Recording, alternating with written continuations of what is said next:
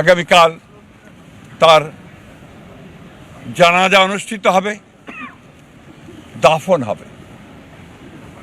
জানাজার জন্য আমরা স্থায়ী কমিটি সিদ্ধান্ত নিয়েছি যে আগামীকাল দুপুর 2টায়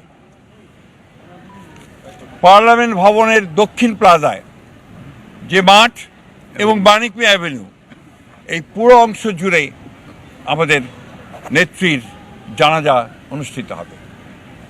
এই জানাজা পড়াবেন আমাদের জাতীয় মসজিদের খতিব, অর্থাৎ বাইতুল মোকাররমের খতিব।